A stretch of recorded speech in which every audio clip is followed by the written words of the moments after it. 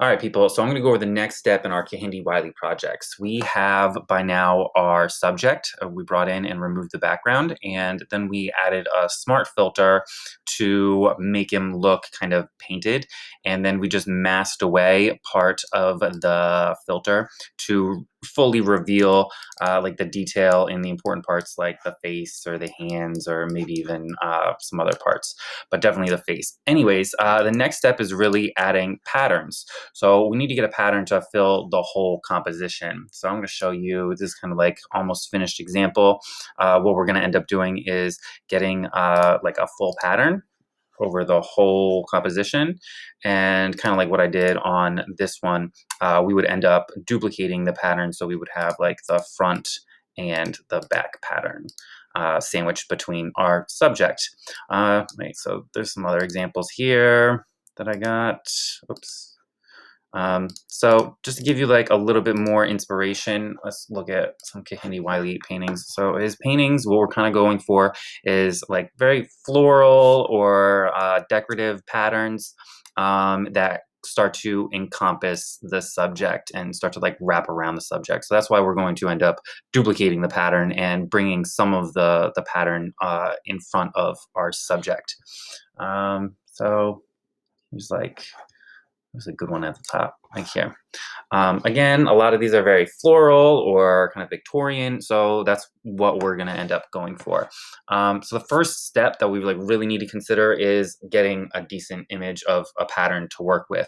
So it's a little trickier than just going to Google, but that's pretty much where we're going to end up starting. So I'm going to Google just Victorian patterns, and I'll show you like the problem that we run across is that a lot of these have watermarks. So when we just like Google for patterns, we want something that can repeat, obviously, but the good ones, you know, are usually you have to pay for and come with like a watermark. And that's super pain in the butt to remove, and it's not, you know, 100% legal to, you know, take and use for your own artwork.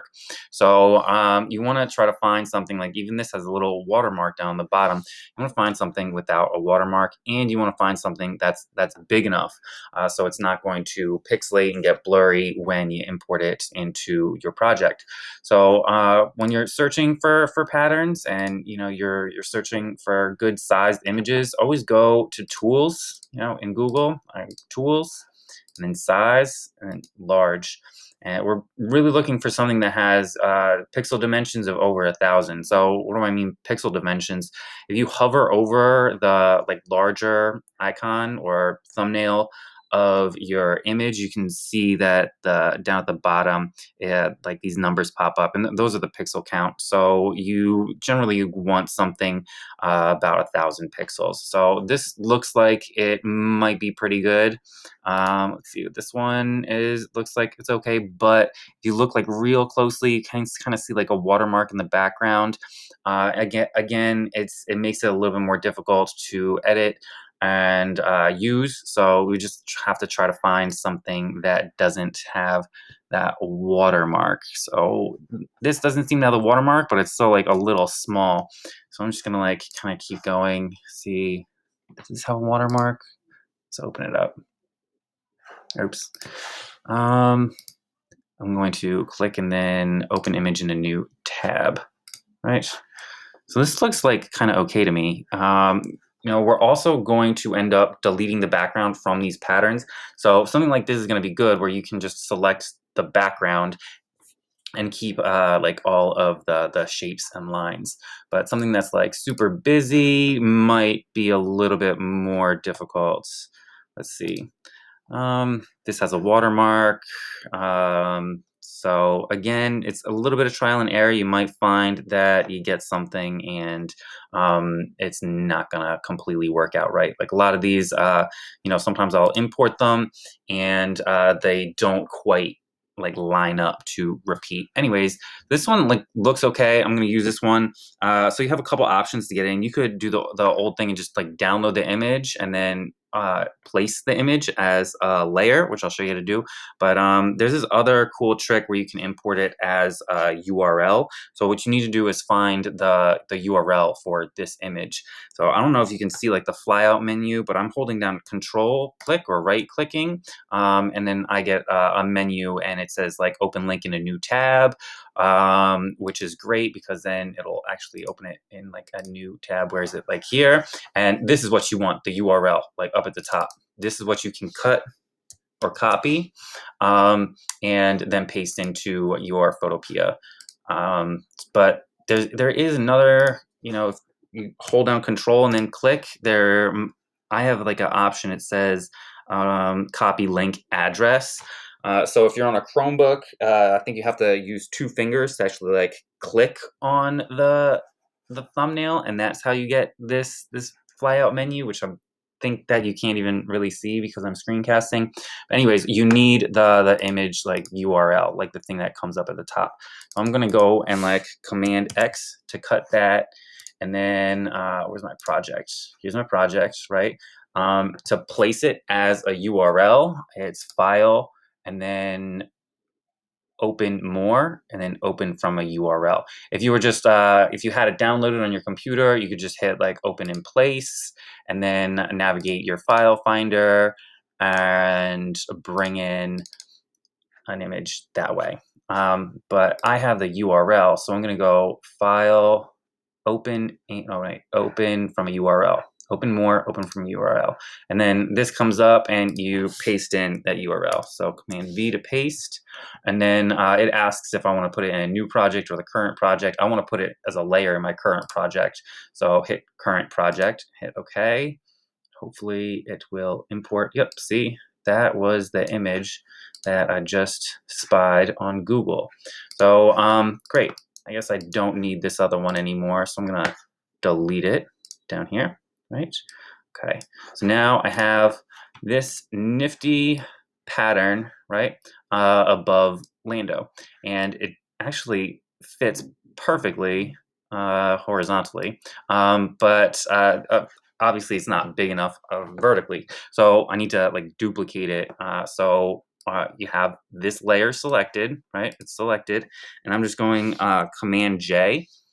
You have to do this with it selected, because if you don't, I think you just make a blank layer. Anyways, so this layer is dark gray, and I'm holding Command or Control and hitting J on the keyboard, and it made a copy. And you just take the arrow tool and drag down the copy, and see, it does like kind of fit nice. You do definitely want to make sure that the seams line up. Craftsmanship counts, and this is definitely craftsmanship. Take your time, zoom in, and get that like perfectly aligned so you can't see the seams. And if you can't get your pattern to align for some reason, it might be time to consider a different pattern. That's just how the cookie crumbles. All right, so I need another one of these to fill at the bottom. I'm going to hit Command J again, and now I have another one that I can use the arrow tool and just slide down and do my best at aligning. Right, again, like zoom in and make sure, because like a lot of these patterns are like kind of complicated, and you might think it like, oh, that's aligned perfectly from like far away, but it's not. So take your time and line it up nice, and then when you know or can't see those seams and it covers the whole composition, you're good to go. What we're going to do is merge these layers and then delete the background. So I have the top one selected out of all 3 of these. I can even like turn off Lando. So I have all 3 of these are visible, and just like have the top one selected. I'm gonna merge down twice. Now you could go to layer, and then where is it? It's in here somewhere, right? Arrange, no. Oh, merge down right here is Command E or Control E. So that's the keyboard shortcut that you should definitely know. Command J is to duplicate a layer. Command E is to merge down. So you want to like be on the one above the selected, on the one up on the top to merge down. You don't want to be on like this one and then merge with Lando. So yeah, select the top one and then Command E. See it merge down. Now I have two of those, and I'm just gonna do it one more time. Command E, and now I have that repeat pattern fills my whole composition. Right? Awesome. And now the next fun part is to delete the background of these. So easy way to do it, just magic wand tool. Hopefully we remember this. I hit the magic wand tool. It might be hidden under like object selection tool. The keyboard shortcut is W for wand. And even if you're like on the object selection tool like that, or one of those other ones, the quick selection tool, if you hit W, you just hit it again, right? W. Oh, didn't work for me. Oh, you soup. Anyways, so get the magic wand tool. You need the magic wand tool, and so tolerance controls like how sensitive the magic wand tool or is selecting. If it's like all the way up, it's going to select like everything. You can see it just selected like everything, the whole thing. You don't want that.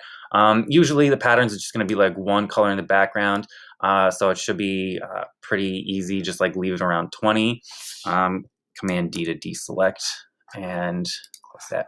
All right, so yeah, tolerance, you just adjust it depending on your image. You're selecting just the background. And then you don't want continuous checked, because continuous might just select like this little tiny portion. Continuous means that it's the selection is going to stop at a line or different colored pixels.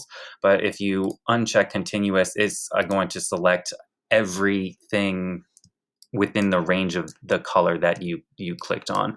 So I selected, all of that kind of pale whitish colored background. Anyways, so that's selected, and I'm just gonna hit delete on the keyboard, and you can see it's deleted here. I'll throw on my background, right? And like you might see like, oh, there's like some color around the edges that I might not like. It's all about the tolerance. You can just play with the tolerance. So I can even hit Command Z, Command Z, Command Z, Command Z. And let's see if I can do this again. Magic wand. I'm just gonna up the tolerance to maybe 50 and see what happens. Select it and then hit delete, and then Command D. Got like a little bit more, right? Okay. So anyways, that's what I have so far. I have, my pattern, and it doesn't have a background. It fills the whole composition. We're in a good place. The next step is to change the color of the pattern. A lot of times they might come out like black, or not really digging this color. Anyways, for this project, I am going to require you to change the color of your pattern. You can't just take other people's stuff off the internet. So you have to edit it. So we're going to change the color of the pattern. This is a requirement. You are going to try to like get back to that selection actually, and then just invert it. So I'm going to use the magic wand tool again. Same thing, and I'm going to select the blank pixels this time. So really there's nothing selected. It's just everything else besides my pattern. And I'm going to invert the selection. So it should be edit, or no, it's select and invert selection. I guess that's the keyboard shortcut too. I'm used to another one, just Command I. But anyways, select and then invert the selection. It may not look any different, but you will be able to notice that you can paint a different color in your pattern. So let me first find a fun color. So, all right, I'm just gonna pick a purple for the sake of time. Anyways, you can use the brush and should be able to like paint your pattern, right? That's like the slow way of doing it. You could also use the paint bucket tool, right? The paint bucket tool, and just click once. Oh, no, that didn't completely work. Oh, it says continuous, that's why. So I'm gonna uncheck continuous, put tolerance all the way up. It is selected, so it should fill. Okay, so that's the quick way to do it, is with the paint bucket. But again, if it gives you issues, it's probably with the tolerance and this thing called continuous. So yeah, I guess your other option is you could try to have fun with like a gradient, right? And let me see if I can just change the color of this gradient to maybe a blurple. Okay, and maybe even change the radial. So anyways, the gradient should only fill within the selection, right? It's kind of fun. Maybe I'll do it again real quick. Okay, what's that look like? There we go. So I kind of like that. I'm digging it, and it's a pattern that fills the entire composition, right? So I'm just gonna like keep going, even if we don't get this far in class. So we have our pattern, and it's right now above our subject, and we're gonna like duplicate it, and then put the duplicate underneath our subject in the layers palette. So we should know by now how to duplicate a layer without going up to a layer duplicate. It's just Command J. Keyboard shortcuts make your life easy. So Command J, and now I have a duplicate. And that duplicate can go underneath our subject. Oops, underneath our subject. There we go. So we can get rid of this extra background. So yeah, we should have 3 or 4 layers by now. You know, a pattern in the front, our subject with masked and has that filter and the mask filter mask, and the background pattern. So we don't want to show this entire pattern, right? We want just like part of it to kind of like wrap around our subject. So what I'm going to do is mask it, but you know, the quick and easy way to do it would just be like the eraser and then erase away, you know, the parts that we don't want, right? But it is destructive and doesn't let you like put that back in. So I'm just gonna hit like Command Z, and I'm gonna make a mask. So to make a raster mask, just kind of like we did to remove the background, or even with the smart filters, it's this little button down here at the bottom of our layers palette. There we go, add raster mask. Right, and there you can see the icon popped up. That's the mask. And when you paint with black and white on that mask, you're either hiding or revealing part of the image. Like if you, let's see, paint bucket it, oh, X. If you paint bucket it all black, it'll all go away, right? But we don't want that. I'm gonna hit Command Z. I think, wait, you might even be able to, I know you can definitely do this. No, all right, never mind. So yeah, we're gonna use the brush really. You could you know, use a selection tool and then like fill it with black to conceal different parts. I usually just use the brush, and I'm just kind of like careful with it. So yeah, you're painting with black to conceal or hide part of this extra top pattern layer. Whoops, what did I do? Command Z. Oh, select on this, right? Get a black, and it switched the foreground background colors X. Right. Oh, I'm on the brush tool. Hit X, make sure you're on black, and now I am. Wait, what's going on? Oh, I bet you it's opacity up here at the top. You see opacity. I had that switched over from before. So yeah, make sure your opacity is up to 100, right? And now we go. Where is it? There we go.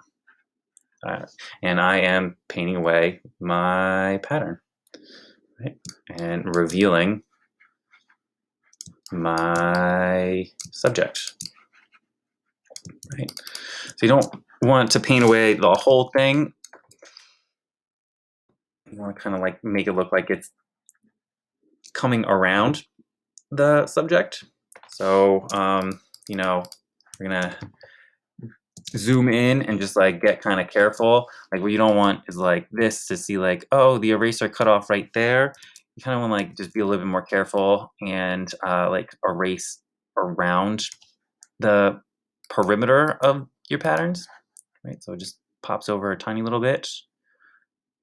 If you need to change the brush size, use the bracket keys. I'm gonna like let this little piece kind of come over. And if you know you want to paint it back in, you just hit X on the keyboard to change it back to white to reveal. And now you can carefully and selectively add back in the parts you want.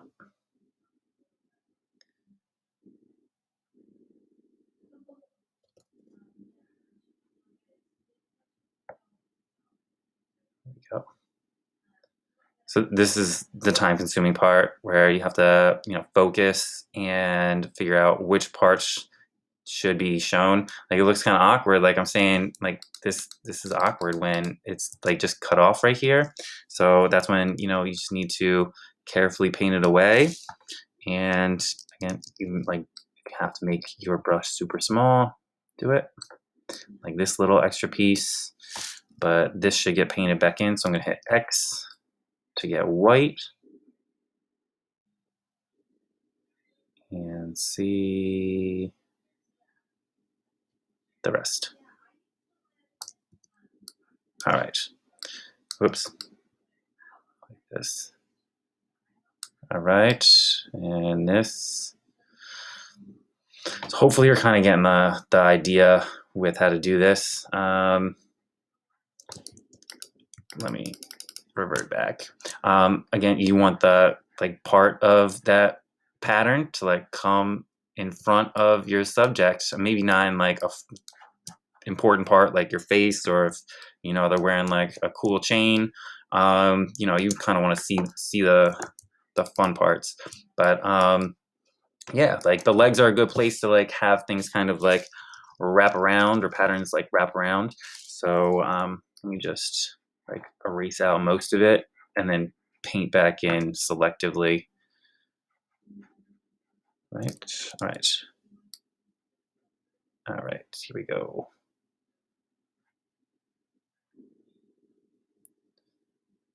Oops, too much. Hit X, change the brush size. Hit X to paint back in. All right. There we go. That's like where we're going with this project. I would spend some more time like kind of fixing up this area. In the cape is a great area to have this pattern kind of flow over and into the front of Mr. Lando the Calrissian. If I said that right. Hope this helps. Let me know if you have concerns, questions. I'm here to help.